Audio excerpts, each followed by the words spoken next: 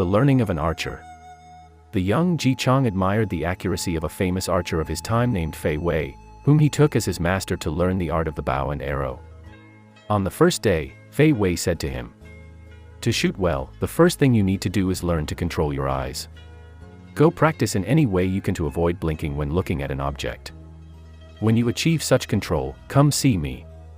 Following the teacher's instructions, Ji Chang went home and lay down beside the loom where his wife worked. He tried to watch the shuttle go back and forth without blinking. From that day on, he always accompanied his wife when she was weaving. He kept his eyes fixed on the moving mechanisms of the loom to practice eye control. Thus, 2 years passed. He gained such control over his eyelids that even if they were pricked with a needle, he would not blink. He believed the time had come and went to visit Fei Wei to demonstrate the result of his 2 years of continuous practice. The teacher expressed his satisfaction with what he had achieved but said, "This is just the first step of your learning. Now you need to take a second step, which consists of staring intently at small things to discover all their details. When you achieve this, come find me." Ji Chang went home and began practicing immediately. He asked his wife for a silk thread, with which he tied a flea and hung it in the window.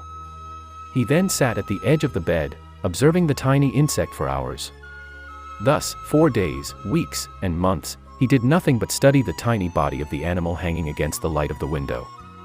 At first, he only saw a tiny black spot, which grew larger over time. Thanks to his persistence, the flea gradually grew in size until it appeared to his eyes as large as a cartwheel. When he left the house after a year, he found the world excessively magnified. Things that seemed tiny before now appeared enormous, with all their details clearly visible. He went to find the master, who expressed his satisfaction, saying, "Now the time has come to learn to shoot." Only then did he teach him how to draw the bow, aim, and shoot the arrow. Ji Chang went home to practice. After 3 years, he returned to the master to show him his unfailing accuracy. He took the hardest bow in the master's house, easily drew it with an arrow notched, aimed in half a second, and shot at a tiny target 100 paces away. The arrow pierced the center of the target.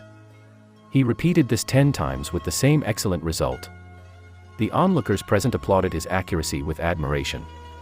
In a few years, Ji Chang became known as the best archer in the kingdom.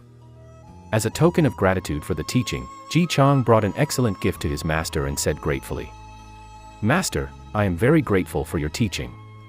Now that I have become a true archer, I will always remember you with admiration." The old man, however, told him something that Ji Chang would never forget in his life. The true art of the bow and arrow is hitting the target without those elements.